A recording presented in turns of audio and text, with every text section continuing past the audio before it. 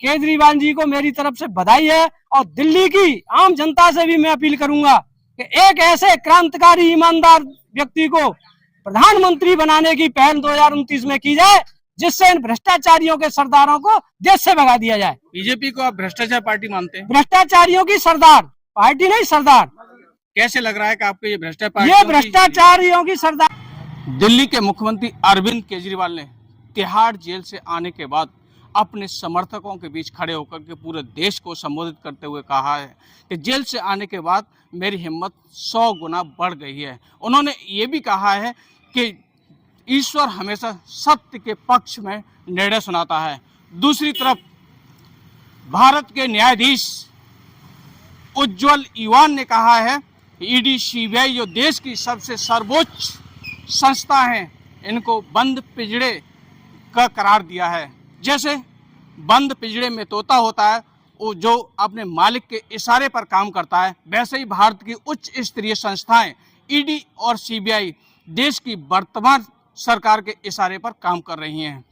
पहली बार आज़ाद भारत के इतिहास में पहली बार ये देखने को मिला कि किसी व्यक्ति ने अपने मुख्यमंत्री जैसे पद से इस्तीफा देकर ये अपने देश में त्याग और बलिदान की एक मिसाइल कायम कर दी है। आधुनिक भारत के इस युग में कोई भी अपने चपरासी पद से भी इस्तीफा देने के लिए तैयार नहीं होता है। वहीं पर आज़ाद भारत के इतिहास में पहली बार मुख्यमंत्री पद से इस्तीफा देकर के मुख्यमंत्री अरविंद केजरीवाल ने कहा कि यह दिल्ली की जनता की अदालत ये फैसला करती है कि मैं एक ईमानदार व्यक्ति हूं, तभी मैं दिल्ली के मुख्यमंत्री पद पर बैठने का अधिकारी हूं। यह दिल्ली की जनता की अदालत ये फैसला करती है कि मैं एक बेईमान हूं, तो मैं दिल्ली के मुख्यमंत्री पद पर बैठने का अधिकारी नहीं हूं। मैं दिल्ली की जनता के बीच घर घर जाकर कॉलोनी जाकर मैं ये पूछूंगा कि मैं एक ईमानदार हूं, तो मैं दिल्ली के मुख्यमंत्री पद पर बैठने का अधिकारी हूं। वहीं दूसरी तरफ उन्होंने आतिशी सिंह को मुख्यमंत्री पद देकर के एक बहुत बड़ी कुर्बानी की मिसाइल काम कर दी है। आतिशी सिंह ने कहा है कि मेरे राजनीतिक गुरु अरविंद केजरीवाल ने मुझे बहुत बड़ी जिम्मेदारी दी है। पूरे दिल्ली की जनता से मैं इस बात की गुहार लगाती हूं कि कोई भी मुझे मुख्यमंत्री पद पर बैठने की बधाई न दे। कोई भी दिल्ली की जनता का कोई भी व्यक्ति, कोई भी देशवासी मुझे फूल माला न पहनाए। मुझे मेरे राजनीतिक गुरु मुख्यमंत्री अरविंद केजरीवाल ने जो जिम्मेदारी दी है, उन दोनों जिम्मेदारियों को निभाने के लिए मैं पूर्ण रूप से अपनी जी जान लगा दूंगा।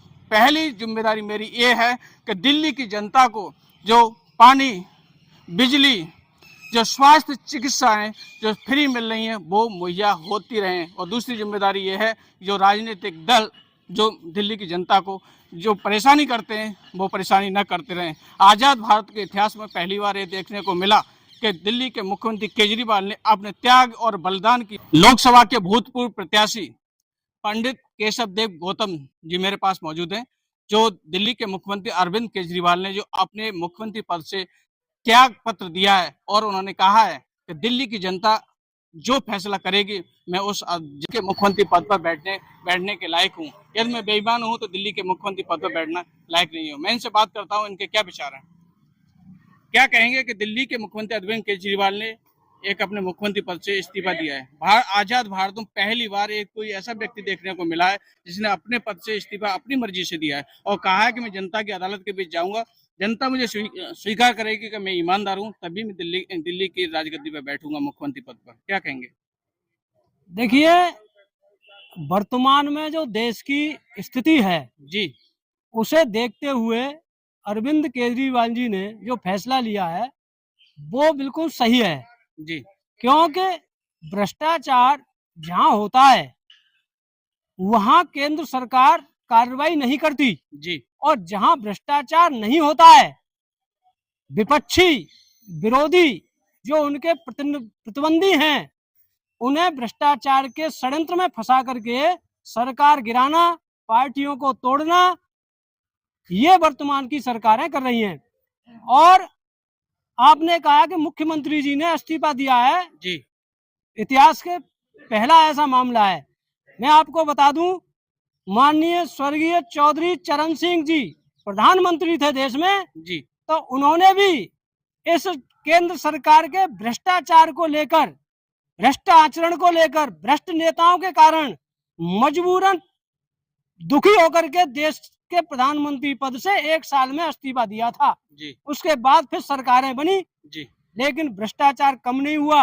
और जिस भ्रष्टाचार को खत्म करने की, भ्रष्टाचार मोदी की गारंटी, भ्रष्टाचार मोदी की गारंटी के तहत मिटा दिया जाएगा, उसी भ्रष्टाचार में लिप्त 3 साल की सजा पाने के बाद आज कई भ्रष्टाचारी मोदी जी के मंच पर साझा करते हैं, चाहे वो महाराष्ट्र हो, जी चाहे कर्नाटक हो, जी चाहे उत्तर प्रदेश हो, चाहे एमपी हो, बिहार हो, हरियाणा हो, राजस्थान हो, कहीं भी मैं आपको 20 ऐसे मंत्री और पूर्व मुख्यमंत्रियों के नाम गिना दूंगा जिन पे करोड़ों रुपए का भ्रष्टाचार 4 दिन पहले जी मोदी जी की गारंटी में था, लेकिन वो 4 दिन बाद भारतीय जनता पार्टी की मशीन में धुल करके शुद्ध हो गए और उनके सभी भ्रष्टाचार छिपा दिए गए। सरकार, योगी सरकार भी भ्रष्टाचारियों की सरदार से कम नहीं है। योगी जी ने तो कहा है कि हमने उत्तर प्रदेश को राम राज्य बना दिया, यहाँ भ्रष्टाचार मुक्त प्रदेश बना दिया है,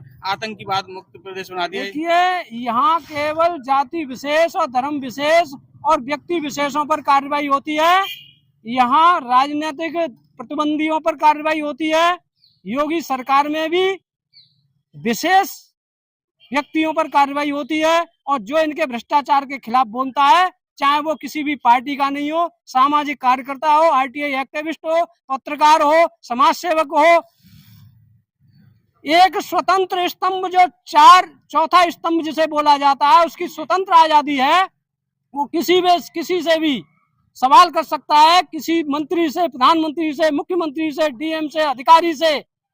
लेकिन सवाल के बाद अगर वो ऐसे सवाल करता है कि वो सरकार पर धब्बा लगता है, तो यहाँ उत्तर प्रदेश सरकार उन क्रांतिकारी पत्रकारों को भी जेल में डलवा देती है।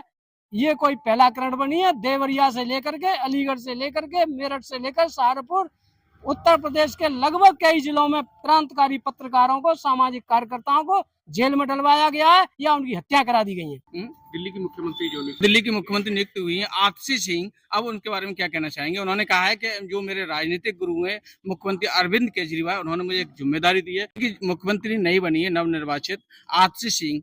उन्होंने कहा है कि मैं दिल्ली की जनता और देशवासियों से अपील करती हूँ, मुझे कोई मुख्यमंत्री पद की जो मैं बनी हूँ उसकी कोई बधाई न दे और मुझे माल्यार्पण न करे। मुझे तो सिर्फ ये जिम्मेदारी दी है और मैं उस जिम्मेदारी को निभा रही हूँ। देखिए, वैसे तो हम किसी राजनीतिक पार्टी से कार्यकर्ता, पदाधिकारी नहीं हूँ, किसी पार्टी को सपोर्ट